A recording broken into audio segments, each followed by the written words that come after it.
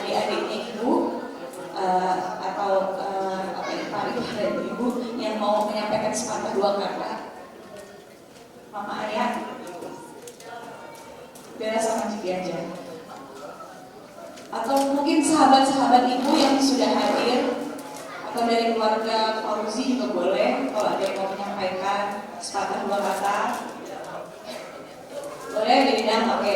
Ya, ini ada adik ayah saya, Ibu Aida. Boleh tepuk tangan dulu buat Bididang.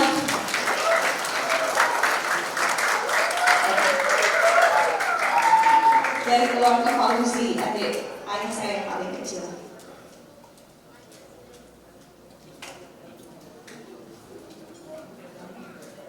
Assalamualaikum warahmatullahi wabarakatuh.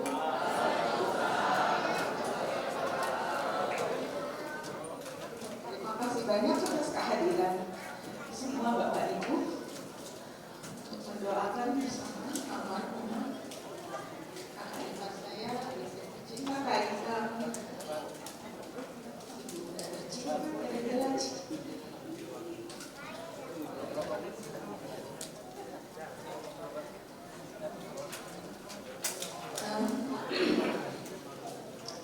Sebenarnya saya diminta tadi Ciki Bella dan ayah Mas untuk mewakili keluarga menyampaikan sepatah dua kata. Tidak kami rencanakan, tapi saya pikir ini kesempatan yang baik. Insya Allah Ica juga masih ada di sini sekitar kita, dan we love her. Saya cerita sedikit ya, jadi pertama kali ketemu Ica itu waktu masih belum menikah dengan Kak Ika. Terus kemudian ibu kami sakit sakit keras ya. Kemudian Ica tuh sering datang ke ruangan ICU ibu kami, mendoakan bersama kami. Untuk itu tahun 86 ya, mungkin saat itu terus terang untuk remaja itu Islam belum sedalam dekade-dekade terakhir. Ica itu membawa Al-Quran dia sendiri, dan itu semua ada catatan-catatannya, ada catatan-catatannya Ica. Terus ada kayak flip itu dari ayah saya.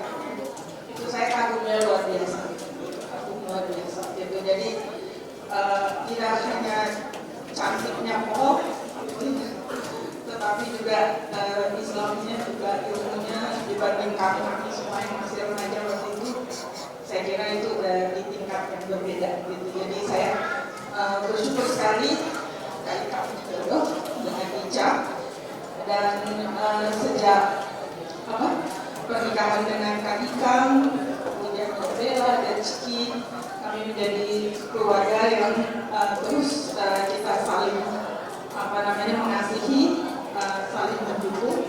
Ya, Ica itu senang memberi. Jadi saya waktu itu masih kuliah, sampai sekarang bahkan gitu ya, suka dikasih tas gitu ya, baru dikasih apa gitu. Tapi bukan itu yang paling saya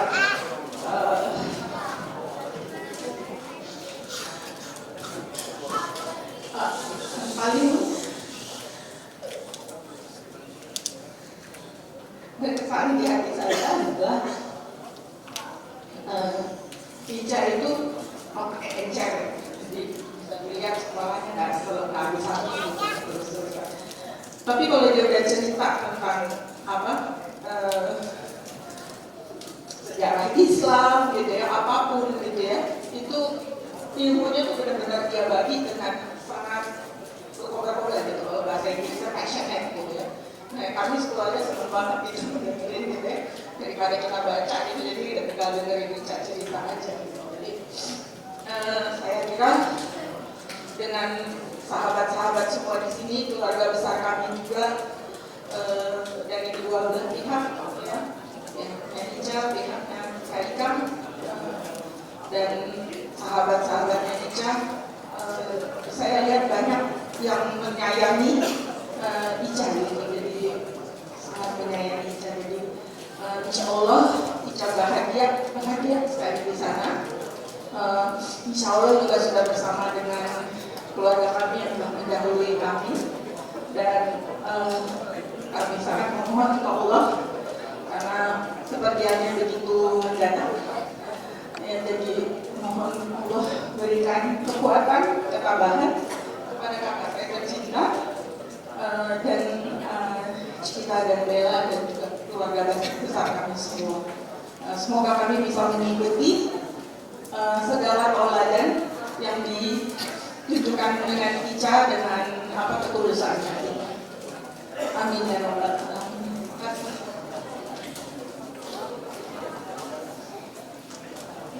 Terima kasih banyak Bididang.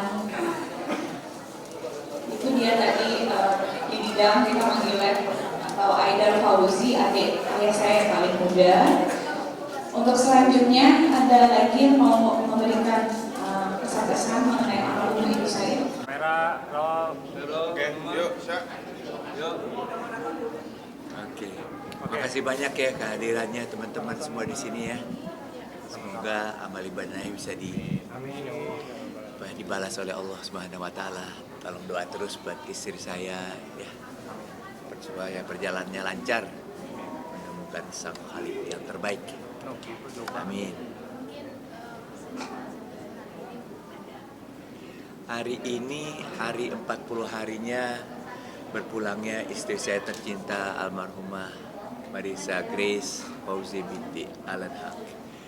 Jadi kita memang bikin di sini karena memang mengenang, selain mengenang juga ingin mengembangkan semangatnya ya, karena ini permulaan saya untuk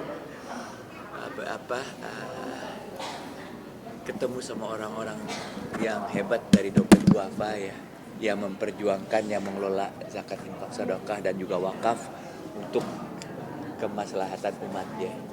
Jadi kita dulu ikut berjuang di sini sama-sama dompet duafa Republika waktu itu namanya, gitu ya. Sama Miing juga, sama almarhum Hari Mukti, Pak Parni Hadi. Jadi punya cerita historis yang luar biasa sih. Jadi makanya aku pada saat istri saya meninggal, mereka datang luar biasa emang. Jadi penyemangat juga, maksudnya mengenang juga sekaligus perjuangan awalnya itu seperti inilah. Kenapa istri saya tuh suka banget nolong orang, suka banget dengan pendidikan, suka banget dengan hal-hal yang sifatnya yang memberikan manfaat kepada orang banyak itu loh. Jadi ini bukan sekedar saya ngomong-ngomongnya, ini buktinya semuanya ada gitu. Apa karya-karya dia, semua yang dia lakukan gitu. Tadi yang kasih makanan tuh UMKM yang dia tolongin itu sekarang sudah bisnisnya sudah ya udah layak ya, udah bisa bagus gitu. Jadi dia kalau nolongin orang tuh nggak setengah-setengah. Itu juga murid-muridnya. Dan juga aku cerita tadi mestinya hari ini saya di Jepang sama Marisa. Dia nulis jurnal sama orang Jepang. Dia pertama kali jadi penulis pertama ya jurnal itu untuk professorship dia ya. Jadi dia udah meninggal, tulisannya jalan terus tuh masuk ke Scopus gitu untuk memenuhi kualifikasi daripada professorship dia gitu. Jadi itu luar biasa perjuangan anak negeri ya yang bisa dia jadi penulis utama. Orang Jepang justru di Nodai University itu jadi penulis kedua di sana.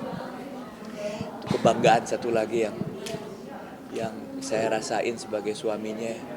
Jadi inilah yang kita pengen meneruskan gitu, kebaikan-kebaikan dia lebih luas lagi kita tumbuh kembangkan ya melalui berbagai program maupun organisasi lah gitu, supaya karena kita nggak bisa berjuang sendiri-sendiri kan, bersama-sama. Kira-kira itu kita bikin sini. nama-nama Iya. Iya. Iya. Iya.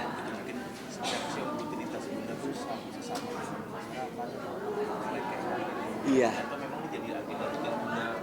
Betul. Marisa ini emang sosok yang apa ya? Makanya kalau orang bilang bidadari itu, waduh, nggak apa ya? Buat saya tuh kalau saya takut bilang kalau dibilang dia she's so perfect gitu ya. Dia manusia biasa, tapi ya gitulah. Dia kalau berjuang tuh nggak setengah-setengah gitu loh. Jadi memang hari-harinya dia tuh emang dipenuhi oleh agenda siapa lagi yang dia bisa tolong. Kalau nggak dia ngajar, ya kan? Kalau dia belajar, kan bukunya banyak gitu. Kalau nggak dia melakukan banyak koneksi untuk bisa melakukan sesuatu demi kemaslahatan umat gitu loh. Itu agenda sehari-harinya memang. Tapi di tengah itu dia masih sangat amat intens ngurusin saya. Jadi kalau saya makan gitu, saya bilang, "Bu, saya makan nih." Dia langsung turun ke bawah gitu, nemenin saya makan gitu. Ya gitu. Emang saya juga nggak terlalu banyak minta diurusin sih, karena saya juga menghargai dia dibutuhkan banyak orang dan saya bangga untuk itu gitu. Tapi ya itulah agenda dia sehari-hari. Jadi kalau menolong orang tuh benar-benar ikhlas dan tuntas gitu. Itu yang saya belajar dari dia. Dan saya rasa kebaikan-kebaikan dia juga sekarang kembali ke anak-anak saya juga. Insya Allah itu akan jadi manfaat ya. Dan saya juga punya kewajiban untuk meneruskan, menumbuh kembangkan apa yang dia lakukan semampu saya. Supaya dia gak menyesal punya suami kayak saya. Banyak sayang sama almarhum sampai saat ini gimana Om? Sampai hari ini tuh banyak aja yang baru-baru kayak tadi tiba-tiba teman seperjuangan itu saya nggak kenal itu kan. Iya, yang kayak begitu mungkin ya ribuan gitu. Jadi yang tiba-tiba, "Pak Ikang, saya pernah ditolong begini sama ibu begini." Masya Allah, Masya Allah. Saya kaget dan sekaligus bangga dan sekaligus terharu dan sekaligus sedih banget. Iya ya. Jadi dan temennya tuh bukan dari golongan orang-orang yang terpelajar aja. Jadi yang nggak jelas, maksudnya nggak jelas tuh ya latar belakangnya yang benar-benar kelihatan emang perlu ditolong gitu ya. Itu jadi temennya dia gitu benar-benar ya. Jadi nggak pilih-pilih orang dia kalau nolong. Jadi hidupnya tuh emang apa ya?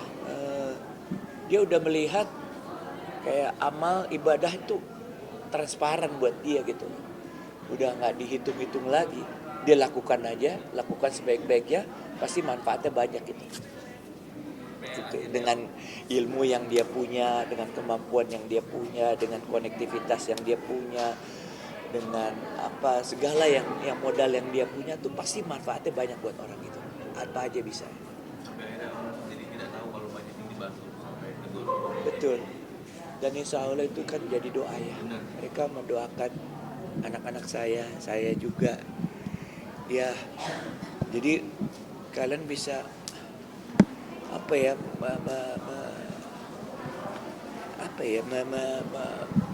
berkira-kira lah, kira-kira di tengah kesedihan yang amat dalam ini ya, ada suatu kebanggaan yang luar biasa timbul gitu. Saya apa ya, kalau melihat kayak dia, kalau banyak orang seperti dia mungkin ya masyarakat kita ini bisa sejahtera ya, dan bisa adil gitu. Dan terakhir juga kan ya sempat bikin lagu sama-sama, jujurkan keadilan itu belum, nanti insya Allah mau keluar nanti. Jadi temanya dari dia. Maksudnya keadilan kita nih harus dijujurkan katanya, karena permasalahan keadilan kita nggak jujur gitu ya. Oh iya benar juga ya, masalah jauh pemikiran, tapi emang permasalahannya seperti itu, iya kan? Itu nanti ada jadi lagu, insya Allah itu jadi manfaat lagu itu. Tapi lagu itu jadi salah satu yang belum tuntas nggak sih Om? Maksudnya ya permintaan dari almarhum Bunda nih. Iya betul. Itu jadi hal yang belum tuntas dari Om dan Bunda. Itu. Makanya Om mau lanjutin itu. Iya benar sekali. Emang belum publish ya. Tapi insya Allah nanti publish, aku undang juga di teman-teman ya, supaya ini jadi manfaat gitu. Karena emang dia, pemikiran dia tuh memang strategis banget untuk mencari solusi dari permasalahan apa yang ada. Karena yang dia pikirin tuh macam-macam ya, dari bagaimana caranya orang kecil bisa berdaya, perempuan terutama ya. ya kan, pegiat syariah. Itu kalau kita ngomong soal syariah tuh, waduh, banyak hal yang saya belum tahu, tapi dia juga bisa mengerti gitu loh. Yang penting saya terbuka dan mau mempelajari dan mentaati, itu intinya. Apakah tadi juga simbolis penanaman pohon, apakah itu juga bentuk perjuangan dari Betul, jadi itu pohon kan lambang daripada menumbuh kembangkan ya. Itu hablum minallah, hablum minannas, sama alam. Jadi emang itu yang dia perjuangkan kan. Dia memperjuangkan perintah dari Allah untuk mensejarah sebanyak mungkin untuk memberikan manfaat buat umat dan juga sekaligus manfaat buat alam sekitarnya. Iya kan? Tidak merusak alam dan sebagainya gitu. Itu jadi itu lambang lah. Dan sebenarnya kenapa dibikin dia? Ini momentum kita pakai dia sebagai seorang perempuan pejuang yang mempunyai komitmen luar biasa dan hasil kiprahnya juga banyak ya, untuk memperjuangkan umat terutama perempuan. Makanya Khadijah di sini kan. Ini dia salah satunya, dia juga ikut bikin di sini. Makanya saya bikin di sini gitu loh. Nah, ini yang membuat kita juga sangat tercengang dan bahagia dan bangga sekali gitu loh. Insya Allah ini dia bisa menjadikan momentum untuk supaya perempuan-perempuan ini lebih berdaya guna dan bangkit lagi, dan ya mungkin bisa lebih baik dari dia gitu loh. Itu jadi itu makanya pohonnya kita bikin.